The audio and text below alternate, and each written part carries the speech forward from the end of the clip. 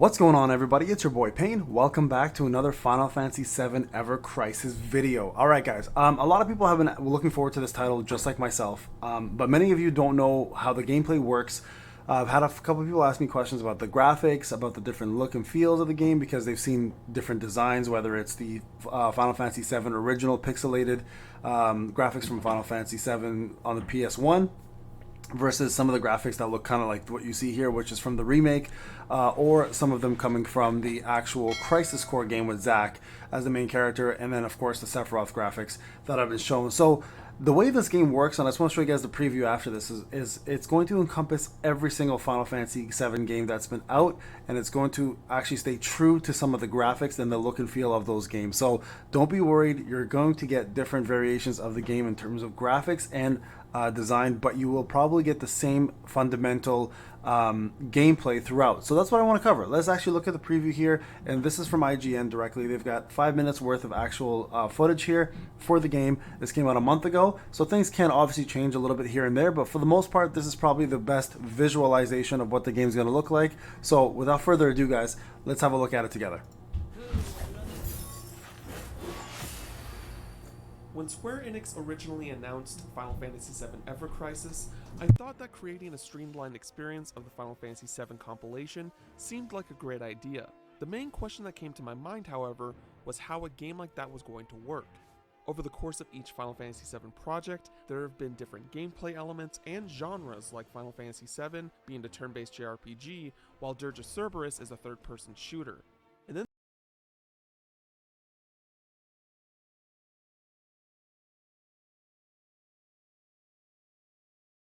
Sorry guys, let me just see what's going on. It doesn't look the greatest right now, so I think this might just be the video. I'm not sure why it's uploading this in this bitrate, but it's looking pretty crap.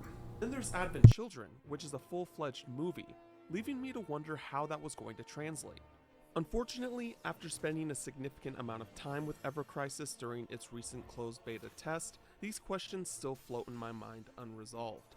Final Fantasy So I hear that as actually one of the things that people are concerned with. There are a lot of questions still in terms of how everything is going to be integrated during beta. They haven't really given the full game to test. So I'm curious to see as well how this is going to turn out. You can see here how the graphics here are very much like Crisis Core, because this is very much the Crisis Core game.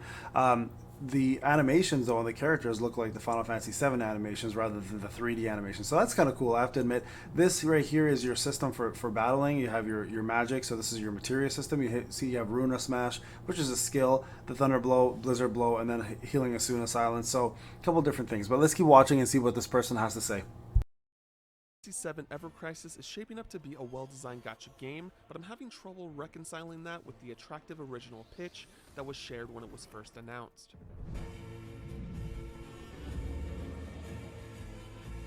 I got to play the beginning segments of Final Fantasy VII, Crisis Core, and the new story, The First Soldier, with several different levels that make up a single chapter.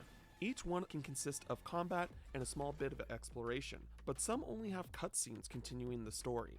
After getting a chance to ask the development team whether or not the entire Final Fantasy VII compilation was going to be covered, the response was that they couldn't share any additional details on other works and as to whether or not they were being included. The most noteworthy thing to bring up for Final Fantasy VII fans is the third narrative that was part of this beta, The First Soldier. This is the So yeah, they gave them 3 parts. So Final Fantasy VII Crisis Core, like you mentioned, with Zack fighting the Behemoth, which is the original battle in the game, in the city, in Midgar. And then the second compilation was the Final Fantasy VII original game, which you saw with the cutscenes on, which he said is mostly cutscenes, which is unfortunate, but you get to do a little bit of exploration. And then the third one, which is the original story, this is the First Soldier one that he's currently playing. So just so you guys know how that was broken up and what to expect, at least in the 3 different parts. campaign that's teasing the inclusion of a young Sephiroth. Outside of the opening cinematic, my time playing through the first 2 chapters left me empty-handed. The main cast includes 3 Shinra soldiers, Glenn, Lucia, and Matt, who all crash land in a remote area. The 3 protagonists are part of the Soldier Project Project Zero, which was a main lore point from the original First Soldier game, the now shut down Battle Royale. Why Square decided to name another story the same thing remains to be seen. Combat is a combination of the original Final Fantasy VII and Final Fantasy VII So I'm not gonna lie to you guys, that kind of is disappointing. I was really hoping to get my hands on a young Sephiroth and be able to see how he feels and looks, and a little bit more of a backstory. So it does look like they're gonna give you snippets of that, but your main focus is gonna be on the three different Shinra soldiers, Glenn, and the other two, right? So we'll see how that plays out. But that's actually one of the biggest draws to this game for a lot of the fans. So I'm curious. Square is not known to really do shady stuff like that, but I'm curious to see how it pans out. But that right there is a pretty big red flag for me. I'm still gonna play the game and love it. I promise you guys. But young Sephiroth and the backstory for Sephiroth is one of the major reasons for a lot of people to come into this game and even play it. So we'll see how that shapes up. 7 Remake. It's turn-based, but both your team and the enemies will auto-attack over time. There's also an ATB bar, where your abilities and skills require a certain number of segments to use. Additionally, there is an auto-battle button that allowed me to step away while I was grinding for materials and other items. It's a relatively straightforward system, but the new sigil and shift mechanics add a new layer of strategy to building your party and approaching each battle. Some encounters include enemies that prepare a devastating attack while the fight continues on. Certain skills will have a sigil marked on its select tile, and after using it enough and marking the sigil to 0, the enemy will be staggered, giving the party time for an all-out assault. So you guys can see that there is going to be strategy involved. Obviously, you can see the weaknesses here. So different enemies have different weaknesses. That's going to play a big factor in terms of how you use your skills. And also, obviously, you guys see the Scorpion there that they're fighting in the original Final Fantasy 7 game in the Mako reactor, and that's a classic fight, right? And you know he's weak to thunder, for example. He did the Scorpion barrier. They used enough attacks. You saw the number 3 go down to 0. Shield broke. So this is going to be a good strategy-based game. Obviously, a lot of tactics is going to be involved to complete this properly. So I'll be creating guides on that kind of stuff as well. Shift system is simple, but can be crucial to your success in battle. By being in the attack shift, you will deal more damage and more sigils added to an attack, while defense shift, you deal less damage, but you take less and healing is more effective. There were definitely times where I was saved from death after switching to defense when I didn't have enough time to heal my party. It is also satisfying to unleash all my limit breaks at once while I'm in attack mode. Rummaging through the menus can prove tiresome because just about every single thing you want to do will take you to another screen to do it. Whether it was my weapons or materia, I had to go to separate areas to do it, and there were no shortcuts. If I was customizing my party and switching things around, there was no upgrade button from that screen. I had to go back to the main menu and choose the enhanced screen from there, which took several extra steps for something that should be readily available. This never failed to be frustrating. Yeah, so that's going to be a big one. Quality of life UI optimization is going to be massive. Now, this is beta, so we're going to probably see a change in the future. People will complain enough. We all will eventually probably see Square upgrade that. So I'm expecting some big things on the UI and quality of life, but right now I totally understand why that can be frustrating, because menus are a major part of RPG games, and to have to go to 15, 16 just to get something done every single time. You guys already know how I feel about Street Fighter Duels menus, about changing over all the fighting souls and all that. Please don't make that happen to me in this game, because I really hate that part. So I really do hope they add that quality of life to that part. Weapons are unlocked through Evercrisis' draw system. By using tickets that can be earned through gameplay, I was able to pull a wide variety, including the special weapon that was being promoted. Even though weapons will have different strengths and weaknesses when it comes to their stats, it is really the ability that determined whether or not I would equip it to a party member. For example, Cloud's iconic Buster Sword had Braver as its ability. Aerith, on the other hand, had a staff with a Curaga burst. And what made me want to prioritize that ability over a Curaga spell from Materia is that not only does it heal my whole party, it went off instantly instead of preparing the cast like other powerful spells would.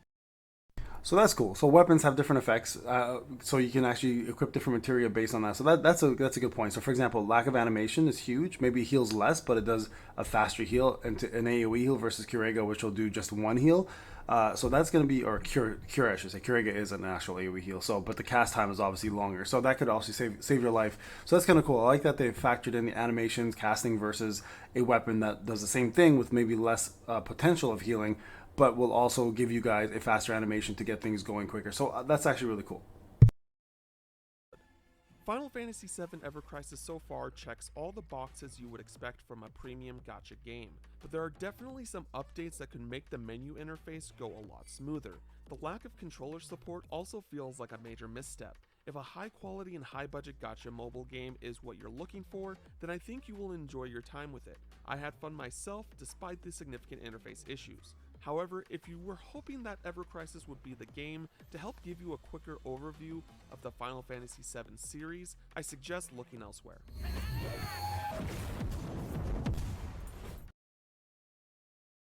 All right, guys, there you have it. So, good to know. A couple complaints. Obviously, the UI menu is a big one in my opinion. That one needs to be addressed ASAP because it's one of those things where if you play enough gachas, you understand menu optimization plays a big role in time saving, and time saving is all about what gamers are.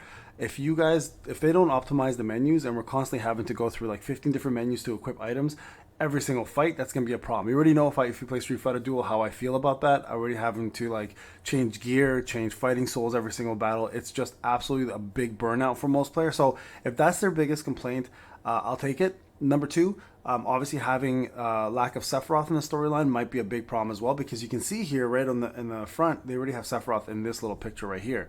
So this game has been centered and promoted around having the storyline of a young Sephiroth. So I'm hoping that they come through with that. Now it is beta only being presented, so obviously they might have saved the juicier things for the actual launch of the game. So there's still a lot to happen here, but I'm still looking forward to this, guys. Game looks phenomenal to me. I'm very excited to play it. I'll be making a lot of guides for it, and I hope I see you guys there as well too. Alright guys, Payne, hope you enjoyed the video. Thank you to IGN. Shout out to you guys for providing the gameplay. Go ahead and like their channel, subscribe. I'll be doing that right now. And more of their content to come until the game drops. Remember, September 7th, go pre-register. Get yourself all of the insane rewards. If you haven't checked out the video on what rewards are being provided, go do so. If we hit 1.7 million pre-registrations, which we're very close, we'll get a free costume for Cloud, Aerith, or Tifa. And then lastly, the rainbow is 1.8 million. So go ahead and pre-register, guys. Let's get those free rewards. And I cannot wait for this game to come out. All right, guys. I'll see you guys in the next one.